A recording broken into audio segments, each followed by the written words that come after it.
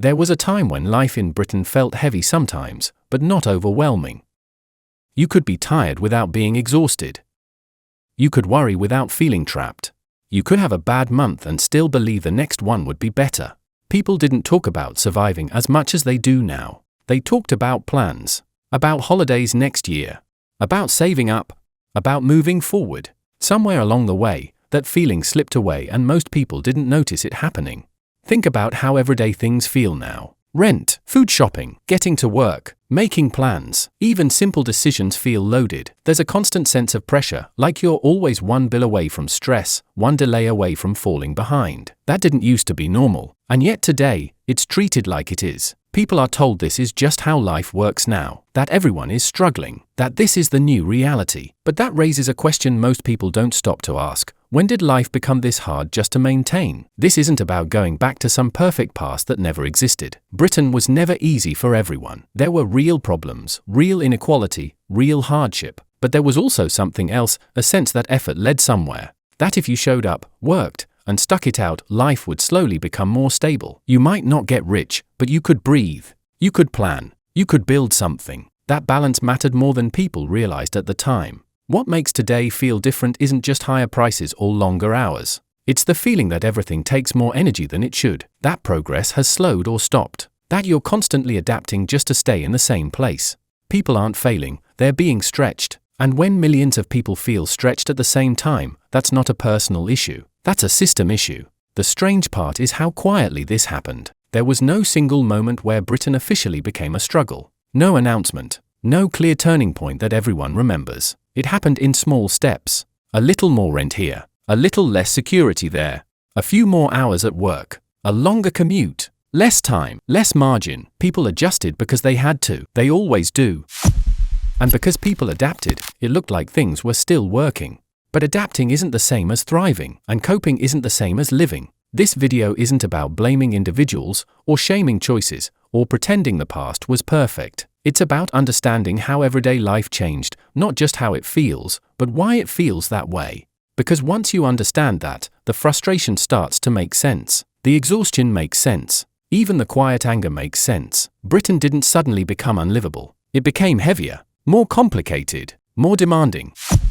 And when enough small pressures pile up, life starts to feel like a constant test rather than a shared journey. People stop asking what they want and start asking what they can afford. They stop planning years ahead and start thinking month to month. That shift changes everything: how people work, how they live, how they relate to each other. We don't talk enough about how everyday life used to feel because it sounds like nostalgia. But this isn't about missing old music or old shops or old TV shows. It's about missing breathing room. It's about missing a sense of balance. It's about missing the feeling that life was demanding, but fair. And once that feeling disappears, people start to blame themselves. They think they're doing something wrong, that they're not working hard enough, that they made bad choices. But when an entire country feels the same pressure at the same time, the cause isn't personal, it's structural. So in this video, we're going to talk about Britain before everything became a struggle, not to romanticize it, but to understand what changed. We'll start with everyday life, because that's where people feel it first. Then we'll look at the deeper shifts underneath: housing, work, decisions, and quiet trade-offs that slowly reshaped how this country functions.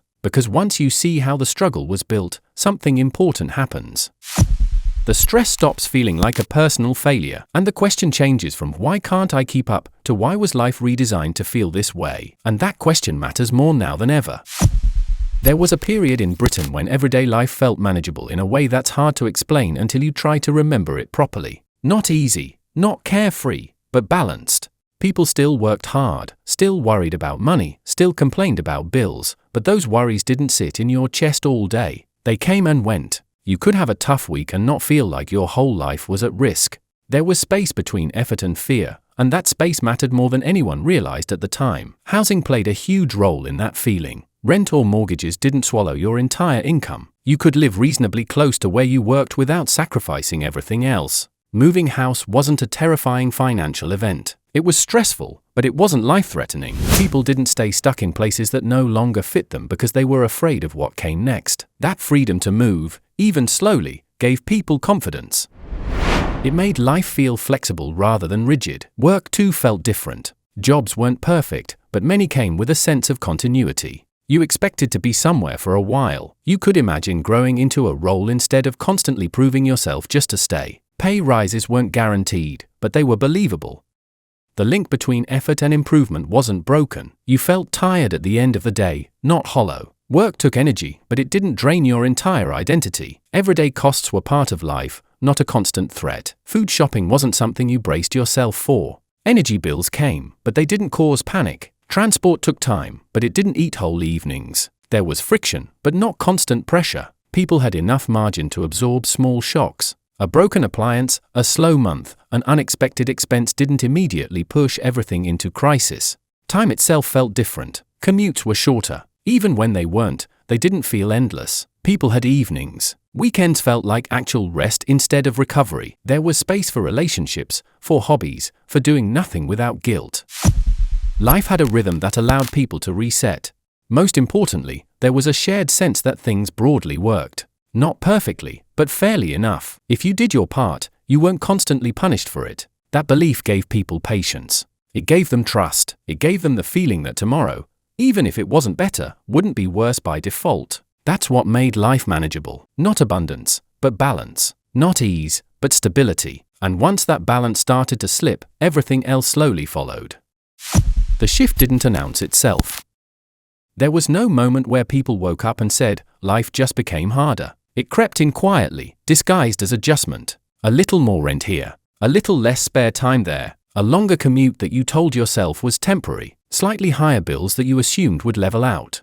Each change on its own felt manageable, even reasonable. That's why it worked. People adapted because they always do. They cut back a bit. They pushed through. They told themselves this was just a phase. And because everyone around them was doing the same, it felt normal. Work started demanding more before people realized it. More hours, more pressure, more responsibility without much more pay. The language changed too. Flexible work often meant unpredictable work. Efficiency often meant fewer staff doing the same amount of labor. People stayed later, answered emails at night, carried stress home. At first, it felt like commitment. Then it became expectation. And once it became expectation, opting out felt risky. Saying no started to feel like falling behind. Housing shifted in the same quiet way. Prices rose, but slowly enough that people adjusted their expectations instead of pushing back. What once felt expensive became just how it is. People stayed renting longer than planned. They delayed moving. They accepted smaller spaces. They moved further out.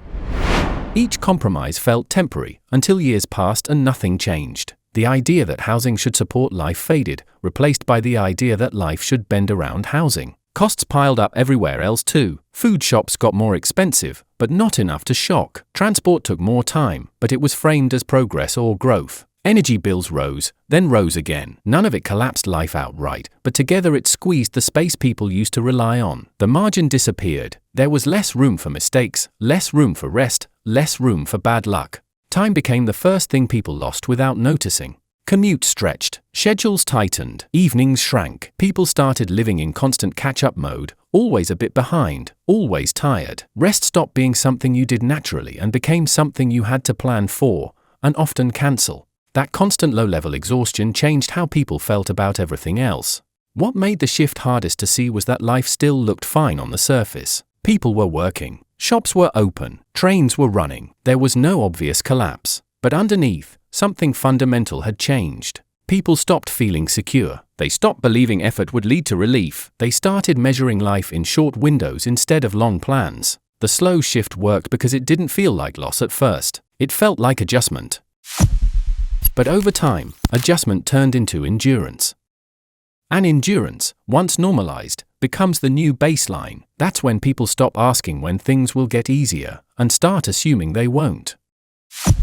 The turning point didn't come from one law, one crisis, or one election. It came from a deeper shift in how Britain was organized and what it quietly prioritized. Over time, the systems that once supported everyday life stopped keeping pace with the lives people were actually living. Housing slowly moved from being treated as something people needed to something that needed to grow in value. Work stopped being designed around stability and became centered on flexibility, efficiency, and cost control. Wages, instead of rising with the real cost of living, flattened out, while prices kept climbing. None of this felt dramatic at the time because it happened gradually, behind the scenes, wrapped in language that sounded sensible and modern. Housing was the clearest break. Homes stopped being planned around where people worked and how they lived, and started being shaped around investment, scarcity, and long-term value. Building slowed.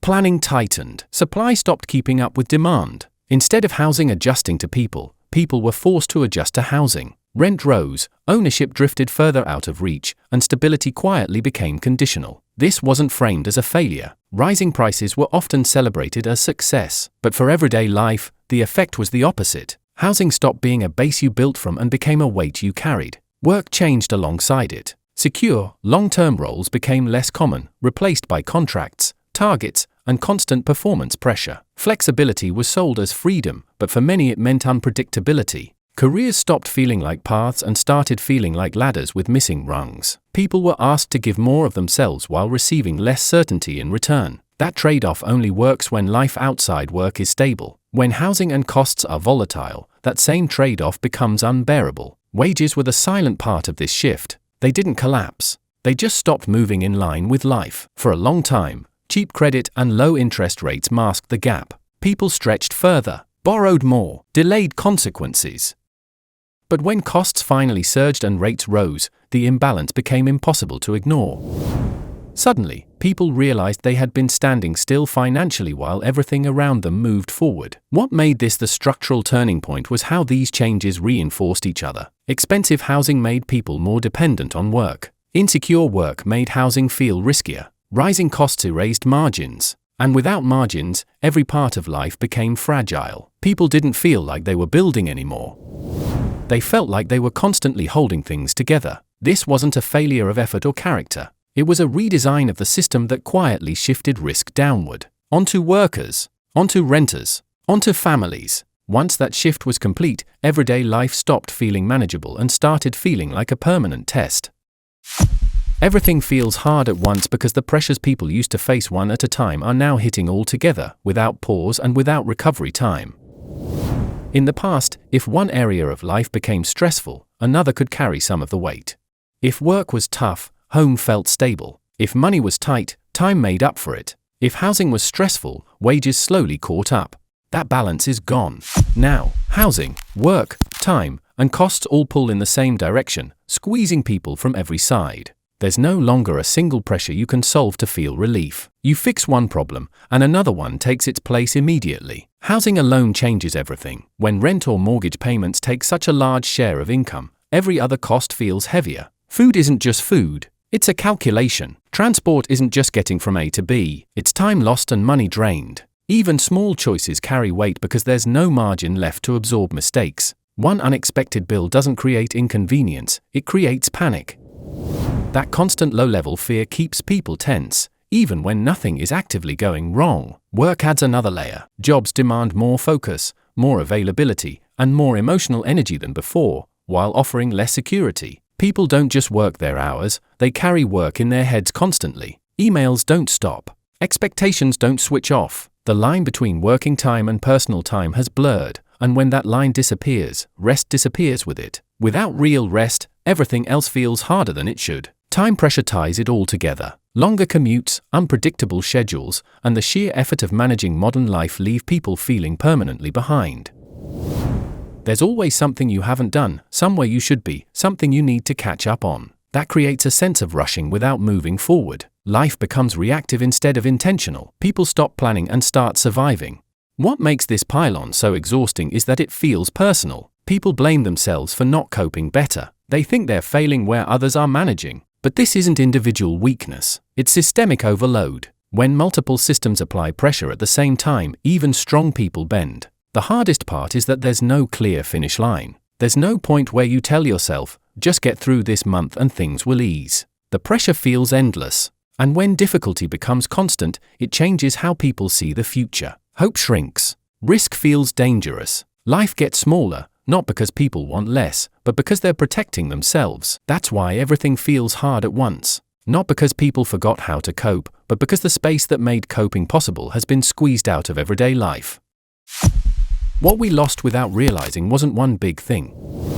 It was a collection of small, ordinary supports that made life feel grounded, predictable, and human. Things so normal at the time that nobody thought to protect them. Stability, breathing room, the sense that life had a rhythm you could rely on. When those things existed, people didn't talk about them because they weren't scarce. You didn't feel them directly. You felt their absence only later, when everything became sharper and heavier. One of the biggest losses was stability itself.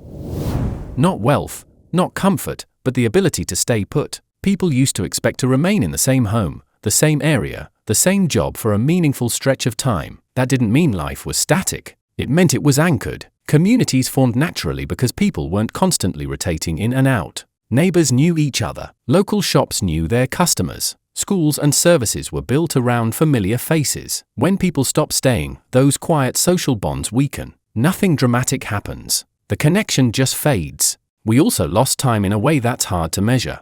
Not just free time, but unclaimed time. Evenings that weren't rushed. Weekends that weren't spent recovering. Time that wasn't already allocated to catching up, managing admin, or preparing for the next week. That unclaimed time is where relationships deepen, where creativity lives, where people feel like themselves rather than a role they perform. As time pressure increased, that space disappeared, and with it went a sense of ease. Another loss was confidence in the future. People used to believe that even if things were tough now, they would improve. That belief shaped behavior. People took risks. They invested in skills. They started families. They committed to places and people. When that belief weakens, people become cautious. They delay decisions. They hedge. Life slows, not because ambition disappears, but because uncertainty makes commitment feel dangerous. We also lost a shared baseline of what normal looked like. There was once a rough agreement about what a decent life involved: stable housing, manageable work, time to rest, and the ability to plan. As those things slipped out of reach for more people, expectations quietly reset. Struggle became normalized.